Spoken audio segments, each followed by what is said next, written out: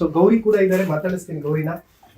ನನಗೆ ಆಶ್ಚರ್ಯ ಆಯ್ತು, ಗುಡಿಸ್ಲಲ್ಲಿ ಇದ್ರು ಅಮ್ಮ ಅಂತ ಕೇಳಿ. ಹೌದು ಸರ್, ಇವಾಗ ನಾನ್ ತುಂಬಾ ಚಿಕ್ಕವಳಿದ್ದಾಗ ಇನ್ನು ನಾವು ಅವಾಗ್ಲೂ ಗುಡ್ಸಲೇ ಇತ್ತು. ಅಜ್ಜಿ ಊರಿಗೆ ಅಂದ್ರೆ ಇಲ್ಲಿಗೆ ರಜಕ್ಕೆಲ್ಲ ಬರ್ತಾ ಇದ್ವಿ. ತುಂಬಾ ಖುಷಿ ಆಗ್ತಿದೆ. ಆತರ ಸಣ್ಣ ಮನೆ ಅಂತ ಫೀಲಿಂಗ್ ಬರ್ತಾ ಇಲ್ಲ. ಇಲ್ಲಿ ಅಜ್ಜಿ ತಾತ ಒರೆಸಾಕ್ತಾ ಇದ್ರು ಇಲ್ಲಿ ರಾತ್ರಿ ಮಲಗಕ್ಕೆ, ಆಕಾಶ ನೋಡ್ಕೊಂಡು ಚಂದ ಮಲಗದೆ ಒಂದ್ ಖುಷಿ. ಅವಾಗ ಎಲ್ಲಾನು ಅನ್ಭವಿಸಿದೀವಿ ನಾವು. ಒಂಥರ ಸಿಟಿ ಲೈಫ್ ನೋಡ್ದಂಗಿದೆ, ಇದನ್ನು ನೋಡಿದೀನಿ, ಎಲ್ಲಾ ತರದ್ದು ಚೆನ್ನಾಗಿತ್ತು. ಅವಾಗ ತುಂಬಾ ಚೆನ್ನಾಗಿತ್ತು ಅಜ್ಜಿ ತಾತ ಇರ್ತಾ.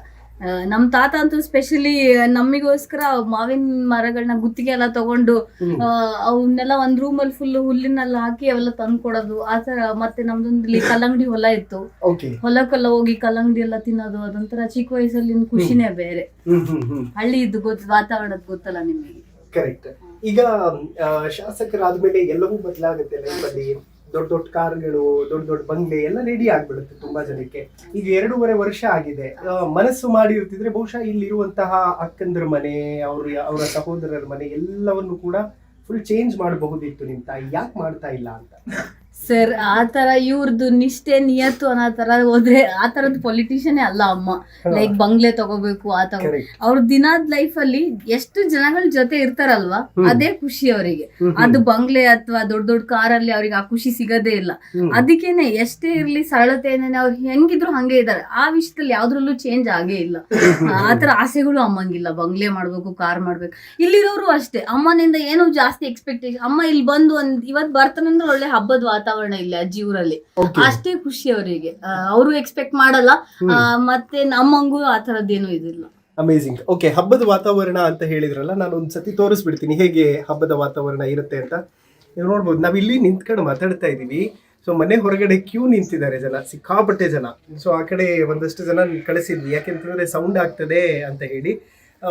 ನೋಡಿ, ಒಬ್ಬ ವ್ಯಕ್ತಿ ಮತ್ತು ಆತನ ವ್ಯಕ್ತಿತ್ವ ಹೇಗಿರುತ್ತೆ ಅಂತಂದ್ರೆ, ತಾನು ಬೆಳೆದ ಬಂದ ಹಾದಿಯನ್ನ ಹಾಗೇ ಉಳಿಸಿಕೊಂಡು ಅದನ್ನ ಕಾಪಾಡಿಕೊಂಡು ಹೋದಾಗ ಆ ವ್ಯಕ್ತಿತ್ವದ ನಿಜರೂಪ ನಿಜವಾಗ್ಲೂ ಗೊತ್ತಾಗ್ತದೆ.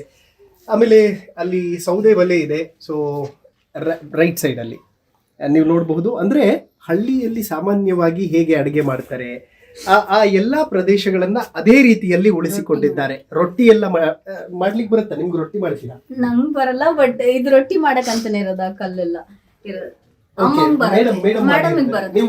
ನಾನು ಚಿಕ್ಕ ವಯಸ್ಸಿನಲ್ಲಿ ಮಾಡೇನಿ, ಆದ್ರೆ ಜಾಸ್ತಿ ಆತರ ನನಗೆ ಹಚ್ಚಿಲ್ಲ. ಯಾಕಂದ್ರೆ ಅಕ್ಕ ಇರ್ತಿದ್ರು, ಅಮ್ಮ ಇರ್ತಿದ್ರು. ನನಗೆ ಒಂದ್ ಮುದ್ದಿನ ಮಗಳಾಗಿ ನಾನು ಬೆಳೆಸಿದ್ರು.